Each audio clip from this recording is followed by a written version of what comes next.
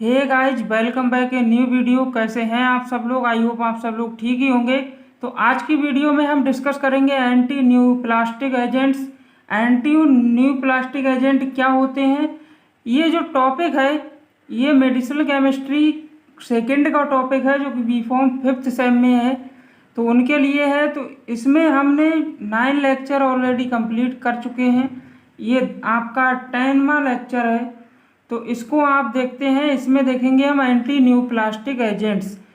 Anti new plastic agent को देखने से पहले हमें जानना होगा कि कैंसर क्या होता है। एंटी न्यू प्लास्टिक को कहते हैं हम वे एजेंट जो होते हैं, जो एंटी न्यू प्लास्टिक एजेंट वे होते हैं जो आपके कैंसर को रोक करते हैं। आपको कैंसर बन रहा है तो उसको अगर पहले ही पता चल जाए तो एंटी न्यू प्लास्टिक एजेंट्स को देकर, एंटी न्यू प्लास्टिक ड्रग्स को देकर हम उसको कंट्रोल कर सकते हैं। तो वही होते हैं हमारे जो एंटी न्यू प्लास्टिक एजेंट्स। तो इसमें हमें देखना है कि तो कैंसर क्या होता है, थोड़ा सा बताना होगा, क्योंकि ये आपका जो, उससे पहले मैं आपको देखिए क्वेश्चन दिखा देता हूँ कैसे क्वेश्चन बनता है। हमारे पास है 3rd ईयर पुराने क्वेश्चन पेपर, तब आपको शायद अच्छा क्लियर होगा।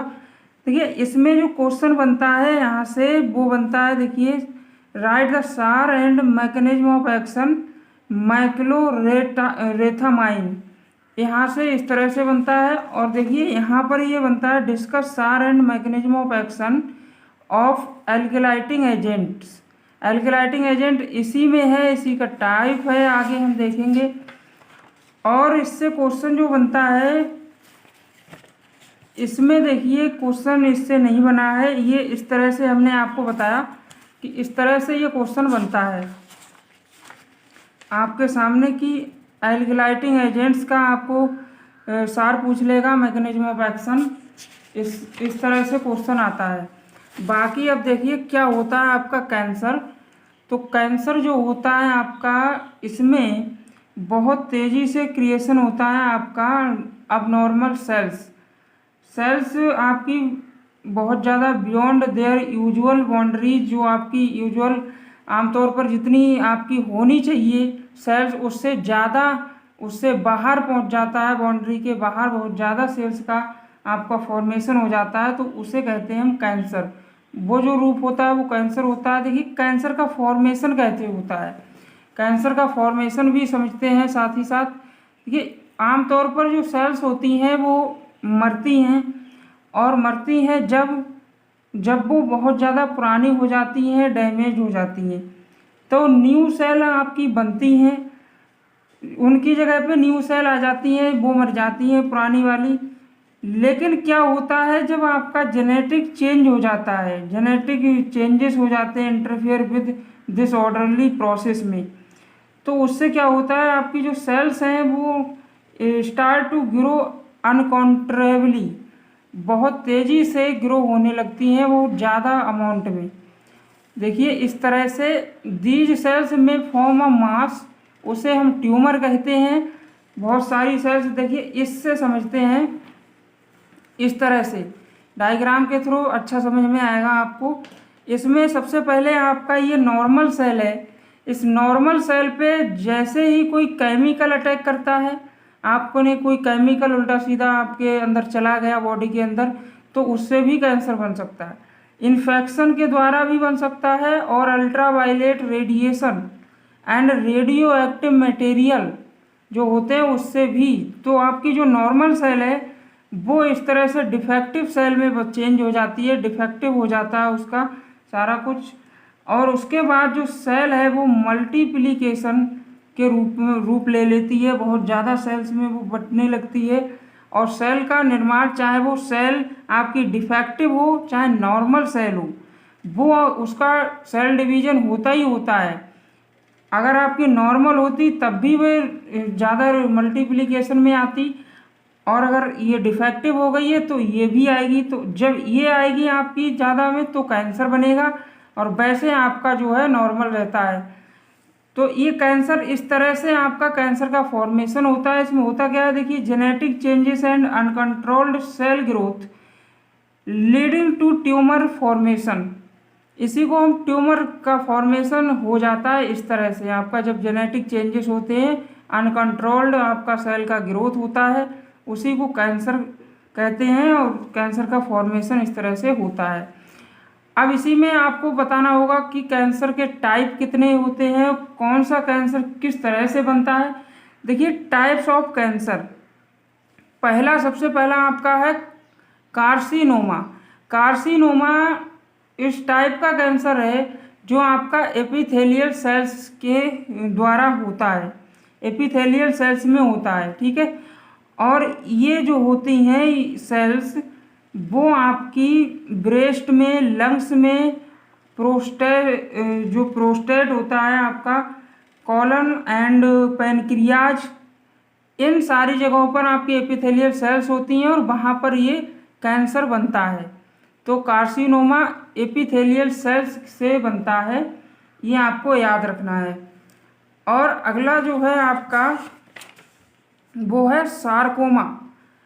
जो सार्कोमा है आपका, ये मैलिग्नेंट ट्यूमर है जो कि आपका transformed cells of connective tissue.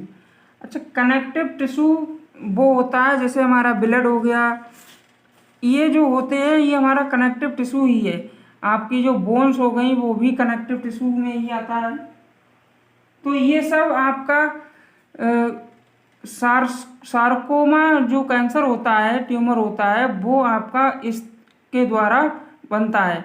तो this tumour is made of cartilage, cartilage में होता है, फैट में होता है, वैस्कुलर और कैंसिलस बोन, मैंने कहा ना बोन में भी होता है, haematopoietic tissues, haematopoietic tissues, haematopoietic उसे कहते हैं जो आपका ब्लड सेल का फॉर्मेशन करता है, ठीक है। अगला आपका टाइप है वो है ल्यूकेमिया एंड लिम्फोमा। तो जो ल्यूकेमिया है ये आपका हेमाटोपोएटिक से होता है, जब आपका ब्लड सेल फॉर्मेशन बहुत ज़्यादा हो जाता है तब आपको ये कैंसर होता है। और ये जो होता है this tumour mature in lymph nodes and blood respectively, इसके लिए ब्लड रिस्पॉन्सिबल होता है और ये जो होता है लिम्फ नोड्स में मैच्योर होता है इस टाइप का कैंसर, ठीक है। अगला जो है आपका वो है जर्म सेल ट्यूमर। तो जर्म सेल ट्यूमर जो होता है ये आपका ओवरी और टेस्टिस में होता है, ओवरी और टेस्टिस में पाया जाता है ये नॉर्मली। तो इस टाइप का कैंसर आपका जर्म सेल ट्यूमर कहलाता है। अगला आपका है ब्लास्टोमा। ब्लास्टोमा जो होता है ये आपका बच्चों में होता है और ये ट्यूमर जो होता है वो इमैच्योर और एम्ब्रियोनिक टिश्यूज, इमैच्योर जो होते हैं एम्ब्रियो बच्चों में ही होता है, भ्रूण आप समझ सकते हैं, जो जन्म नहीं लिया उससे पहले ही उसमें कैंसर बन जाता है, वो कैंसर ब्लास्टोमा कहलाता है। इसमें आपकी जो कुछ ड्रग्स होती हैं, तो ये आपके टाइप हो गए। अब इसके बाद हम देखते हैं आपका ड्रग्स के बारे में देखेंगे, उससे पहले हम अब देखते हैं, ये तो कैंसर के बारे में हो गया। अब है एंटी न्यूप्लास्टिक एजेंट्स क्या होते हैं, जो हमारा मेन टॉपिक है सिलेबस में दिया हुआ, उसको देखेंगे। तो एंटी न्यूप्लास्टिक एजेंट वो होते हैं, इन्हें हम एंटी न्यूप्लास्टिक के द्वारा एंटी कैंसर ड्रग्स भी कहते हैं, क्योंकि ये हमारा कैंसर को ट्रीट करने में काम आती हैं, वो आपका एंटी न्यूप्लास्टिक एजेंट्स कहलाते हैं। तो कैंसर जो होता है वो ट्रीटेड बाय मैनी वेज, कई तरह से आप ट्रीट कर सकते हैं उसको, कीमोथेरेपी के द्वारा, सर्जरी के द्वारा, रेडिएशन सर्जरी के द्वारा, आप न्यूप्लास्टिक एजेंट्स के द्वारा जो हम पढ़ रहे हैं ये एजेंट्स देकर भी आप कैंसर को रोक सकते हैं। और द फर्स्ट न्यूप्लास्टिक एजेंट जो था वो आपका 1940 में जो कि बनाया गया था नेचुरली और सिंथेटिकली, ठीक है। इसका जो मैकेनिज्म ऑफ एक्शन है, किस तरह से काम करता है आपका एंटी न्यूप्लास्टिक एजेंट्स, तो ये जो होते हैं ये साइटोटॉक्सिक ड्रग्स होती हैं, मोस्टली अफेक्ट करती हैं डीएनए सिंथेसिस को और सेल डिवीजन को। देखिए सेल डिवीजन जब होता है तभी आपका कैंसर बनता है। तो ये सेल डिवीजन को ही रोक देता है, तो जिससे कि कैंसर की जो ग्रोथ है वो रुक जाती है। These drugs are classified as per their site of action affecting the DNA synthesis process in the cancer cell। Cancer cell में ये इस तरह से हम देते हैं कि ये जो ड्रग्स हैं वो आपकी डीएनए सिंथेसिस को अफेक्ट करती हैं, उस पर प्रभाव डालती हैं, जिससे आपका कैंसर कंट्रोल होता है।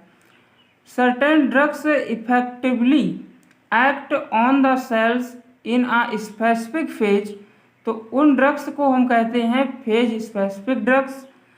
और आपका जो देखिए दूसरी जो होती हैं, कुछ ड्रग्स ऐसी होती हैं जो alkylating agent affect cell in all phases of the cell cycle, जो सेल साइकिल की सारी फेजेज में प्रभाव डालती हैं, उन ड्रग्स को हम कहते हैं साइकिल स्पेसिफिक ड्रग्स।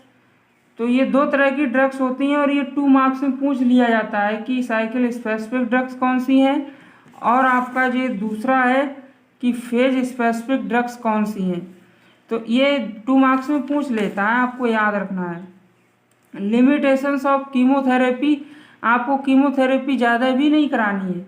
देखिए कीमोथेरेपी का लिमिटेशन भी दिया है, इस तरह से क्वेश्चन आता है इससे कि 2 कीमोथेरेपी की लिमिटेशन बताइए 2, तो वो मैंने आपको 2 बताए हैं, यही आप लिख देंगे तो आपको 2 मार्क्स मिल जाएंगे। देखिए anti neoplastic agents kill cells by first order kinetics, that is they kill a constant fraction of cells, cells के फ्रैक्शन को मारता है ये फर्स्ट ऑर्डर काइनेटिक्स के द्वारा। जो सेल हमारी मारी जाती हैं किसके द्वारा, एंटी न्यूप्लास्टिक एजेंट्स के द्वारा।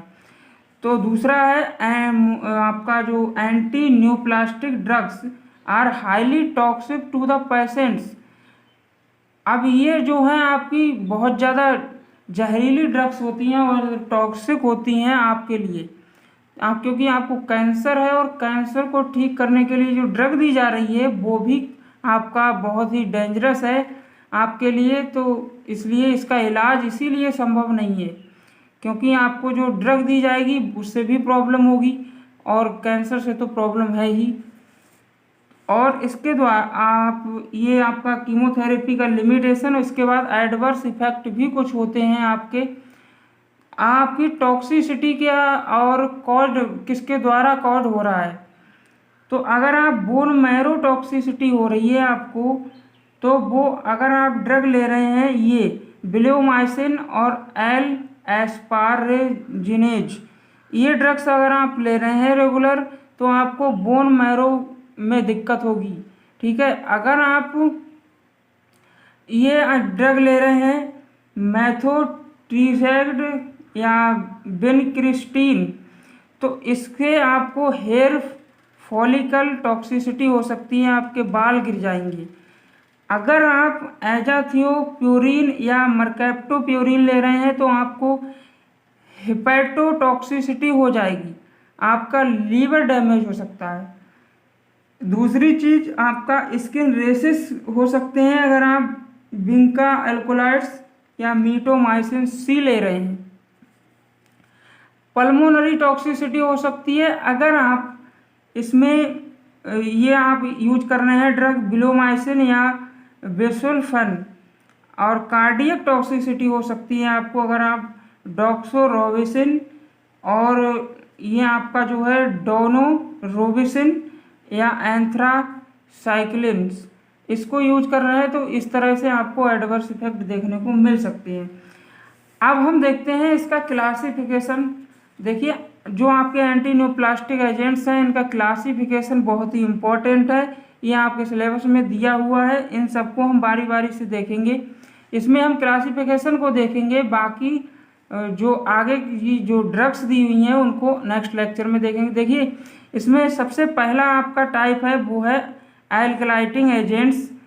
यहाँ पर देख लीजिए आप, hormones, anti metabolites, natural products, antibiotics, enzymes, miscellaneous, ये सारे टाइप्स होते हैं। टोटल 8 टाइप्स के होते हैं। यहाँ पर देखिए एल्कलाइटिंग एजेंट्स जो होते हैं वो फर्दर डिवाइड किए गए हैं, सब टाइप्स हैं उनके। सबसे पहला इसमें है नाइट्रोजन मस्टार्ड्स, जिसमें आपकी ड्रग आती है मस्टिन HCl, और आपका इथाइलिमीन जो आता है उसमें आता है आपको थायोटेपा ड्रग आती है। ट्रायाजीन में आप डेकार्बाजीन, एल्किल सल्फोनेट में आपका वही बसल्फन, और नाइट्रोसोर्सिराज में आप कार्मस्टीन। इस तरह से इसको ये भी बोलते हैं BCNU और CCNU, ठीक है। दूसरा टाइप है आपका इसमें, वो है आपका एंटी मेटाबोलाइट्स जो होते हैं वो भी आपके 3 टाइप्स के होते हैं। पहला आपका है फोलेट एंटागोनिस्ट, जिसमें आपका मेथोट्रेक्सेट जो ड्रग है आपकी वो आती है MTXP बोलते हैं इसको। अगला प्यूरिन एंटागोनिस्ट जो होते हैं, जो प्यूरिन को रोकते हैं, 6 मर्कैप्टोप्यूरिन आपका आता है इसमें। पायरिमिडीन एंटागोनिस्ट 5 फ्लोरोयूरेसिल, ये आपकी ड्रग इसमें आती है। थर्ड आपका आता है नेचुरल प्रोडक्ट्स जो होते हैं इसमें आपका बिंका एल्कोलाइड्स और टैक्सेंसिस। बिंका एल्कोलाइड्स में आपका ये जो ड्रग्स आती हैं 2, विनक्रिस्टीन एंड विनब्लास्टीन, ये सारी। और टैक्सेंस में आता है आपका पैक्लीटैक्सेल एंड डॉक्सटैक्सेल, ठीक है। और नेक्स्ट टाइप आपका इसमें आता है एपिपोडोफिलो में आता टॉक्सिन में आते हैं आपका इटोपोसाइड। और आपका इसमें दूसरा टाइप जो है उसमें है आपका कैम्पटोथैसिन एनालॉगस, इसमें आपको टोपोटैकेन एंड इरिनोटैकेन ये ड्रग्स आती हैं।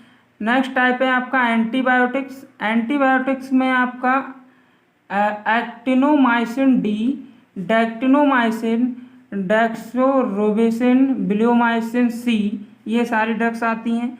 एंजाइम से आपका एंजाइम एक ही है एस्पारेजिनेज, ये आपका आता है। और मिसलेनियस में आपका हाइड्रोक्साईयूरिया आता है, हाइड्रोक्सीयूरिया, प्रोकार्बाजिन L और एस्पारिनेज, ठीक है। ये पूरा नाम ही है कार्बाजीन L एस्पारिनेज। और आपका आता है 7 रेडियो एक्टिव आइसोटॉप्स जो होते हैं इसमें सोडियम फॉस्फेट, सोडियम आयोडीन ये आते हैं। और आपके हॉर्मोन्स के भी कई सारे सब टाइप्स हैं आपका, glucocorticoids, estrogens, anti estrogen, anti androgen, 5 alpha reductase inhibitor, और GnRH एनालॉगस, प्रोजेस्टिन्स। ये सारे आपका ये क्लासिफिकेशन हो गया, ये टाइप्स होते हैं इस हार्मोन्स के।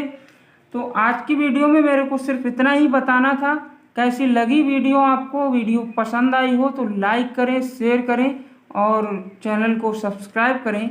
अगर आपको इससे कोई रिलेटेड क्वेश्चन हो तो आप कमेंट बॉक्स में पूछ सकते हैं। Thank you, bye bye, have a nice